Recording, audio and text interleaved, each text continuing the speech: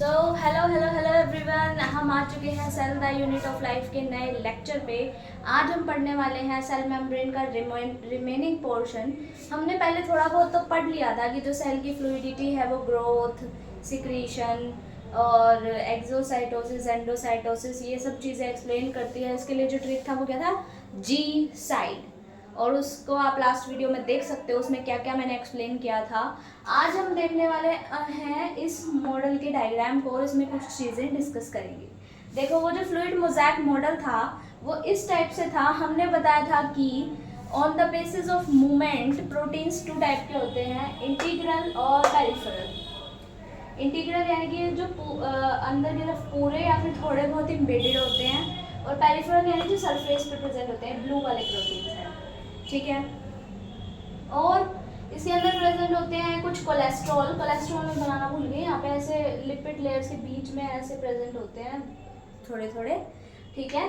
और ये ऊपर कुछ प्रोटीन की लेयर्स हैं, कुछ ग्लाइकोलिपिड्स की लेयर है, ग्लाइको प्रोटीन की लेयर है, जो कि मिलके क्या बनाती है, ये कार्बोहाइड्रेट्स की होती है, यानी ओलिगोसैकेराइड की चेन्स होती हैं, जो कि मिलके बनाती है ग्लाइकोकैलिक्स, जो कि प्लाज्मा मेम्ब्रेन का आउटर कवरिंग होता है। अब तुम सोचोगे कि प्लाज्मा मेम्ब्रेन का आउटर कवरिंग तो सेल वॉल होता है और फिर ग्लाइकोकैलिक्स होता है, लेकिन अगर हम बात करें एनिमल सेल की तो ये प्लाज्मा मेम्ब्रेन का आउटर कवरिंग होता है। और ये जो हमारा फ्लूइड मोज़ैक मॉडल था, ये सिंगर और निकोलसन ने दिया था 1972 के अंदर में। इसका जो प्लाज्मा मेम्ब्रेन का पहरा है, इसमें दो तीन चीज़ें और बताई गई है कि एक्टिव ट्रांसपोर्ट क्या है, पैसिव ट्रांसपोर्ट क्या है। एक्टिव ट्रांसपोर्ट होता है जो भी कोई चीज़ मान लो प्लाज्मा मेम्ब्रेन से पास हो रही है, अंदर या बाहर जा रही है, वो खुद नहीं आ सकती, क्योंकि प्लाज्मा मेम्ब्रेन जो है ना नॉन पोलर स्ट्रक्चर है, तो वो पोलर चीज़ों को अंदर आने देती नहीं है, क्योंकि polar attracts polar, non polar attracts non polar, ठीक है। तो उनको अंदर लेके आने के लिए, अगेंस्ट द सेल मेम्ब्रेन लेके जाने के लिए हमारे पास ये प्रोटीन चैनल्स प्रेजेंट होते हैं। इनके अंदर से वो ज़बरदस्ती मान लो पंप करवाया जाता है, ये समझ लो तुम, ठीक है, इस टाइप से। इसका एग्जांपल है सोडियम पोटेशियम पंप, जो हम जब न्यूरल कंट्रोल एंड कोऑर्डिनेशन का चैप्टर पढ़ेंगे तो उसमें हमें पढ़ने को मिलेगा, क्योंकि नर्वस सिस्टम की जो सेल मेम्ब्रेन है उसमें लगे होते हैं सोडियम पोटेशियम के पंप्स, ठीक है। और बाकी इसमें पता है क्या, पैसिव ट्रांसपोर्ट। पैसिव यानी कोई एनर्जी नहीं लगेगी उसमें, कोई प्रोटीन चैनल नहीं लगेंगे, वो डायरेक्ट अंदर आ सकता है, high concentration to low concentration ऐसे मटेरियल।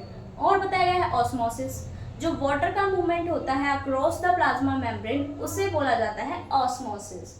अब यहाँ पर कुछ टर्म्स हैं जो तुम्हें काफ़ी काम आएंगी, कुछ वर्ड्स हैं तो तुम जान लो। देखो, सेल जो होता है, अगर उसमें से हम सेल वॉल को हटा दें तो वो बन जाता है प्रोटोप्लास्ट। अगर मुझे बोलना है पूरा cell but except cell wall, तो मैं बोलूँगी प्रोटोप्लास्ट। अब मुझे ये बोलने की जरूरत नहीं है कि भाई देखो सेल होता है, अगर मान लो इसमें से मैं सेल वॉल हटा दूँ तो ये जो स्ट्रक्चर बचा की जगह मैं बोल सकती हूँ प्रोटोप्लास्ट, ठीक है।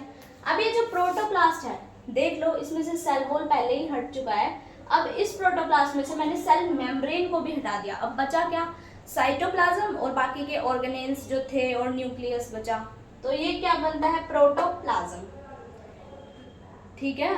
और फिर इसके बाद ये जो प्रोटोप्लाज्म है, यानी सेल मेम्ब्रेन और सेल वॉल हट चुकी है पहले से ही, अब इस प्रोटोप्लाज्म में से भी मैंने न्यूक्लियस हटा दिया, यानी साइटोप्लाज्म बच गया और ऑर्गेनेल्स बच गई, बट सारे ऑर्गेनेल्स तो साइटोप्लाज्म में ही है ना, तो इसलिए हम उसे साइटोप्लाज्म ही बोल देते हैं। फिर साइटोप्लाज्म में से भी मैंने सेल ऑर्गेनेल्स भी हटा दी। अब उसे क्या बोलेंगे, अब तुम सोचोगे साइटोप्लाज्म ही तो है, नहीं, जो वो लिक्विड सा बच जाता है ना उसे हम बोलते हैं साइटोसोल, यानी कि साइटोसोल प्लस सेल ऑर्गेनेल को बोलते हैं साइटोप्लाज्म। बट जो खाली बच जाता है, जिसमें ऑर्गेनेल्स भी नहीं है, मेम्ब्रेन्स भी नहीं है, न्यूक्लियस भी नहीं है, कुछ नहीं है, बस वो लिक्विड सा बच गया है जिसके अंदर वो ऑर्गेनेल्स वगैरह रहते थे, अब उसे बोलते हैं साइटोसोल, ठीक है। इजी, इन्हें 2-4 बार पढ़ो, ये काफ़ी इंपॉर्टेंट टर्म्स है, क्योंकि एनसीईआरटी तुम्हें ये नहीं बोलेगा कि भाई प्रोटोप्लाज्म में से न्यूक्लियस को हटा दो तो ये बच गया, नहीं, वो डायरेक्ट तुम्हें बोलता है प्रोटोप्लाज्म, प्रोटोप्लास्ट, और फिर तुम्हारा दिमाग उड़ जाता है कि ये क्या हो गया, ये तो हमने पढ़ा ही नहीं था, ये तो आउट ऑफ सिलेबस आ गया।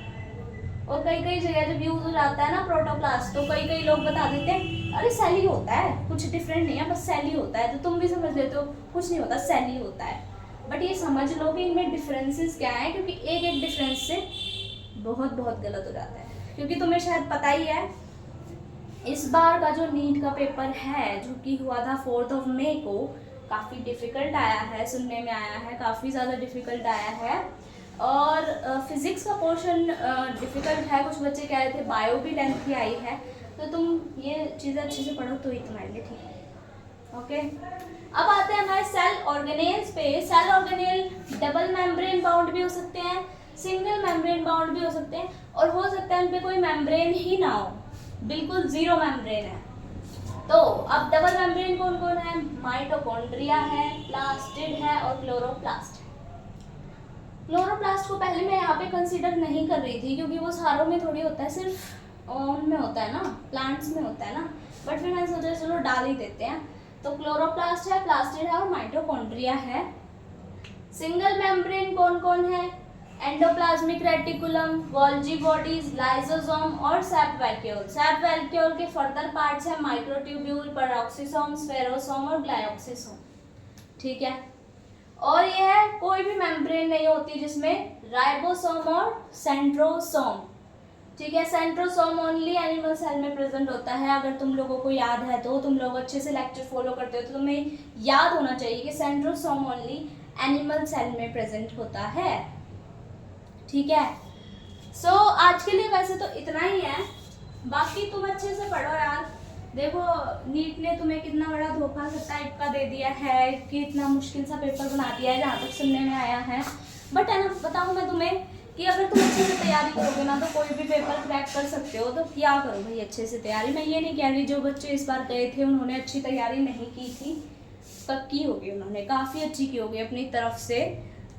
बट हो जाता है यार, पेपर पैनिक भी हो जाता है और काफ़ी कुछ हो जाता है उसमें। हमें OMR भरने होते हैं, हमें काफ़ी ज़्यादा प्रेशर आता है। तुम लोग समझोगे अगर पेपर दे रहे हो तो तुम्हें पता ही होगा।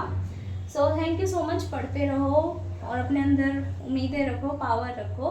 You can do anything you want. Thank you so much and stay tuned. Bye guys.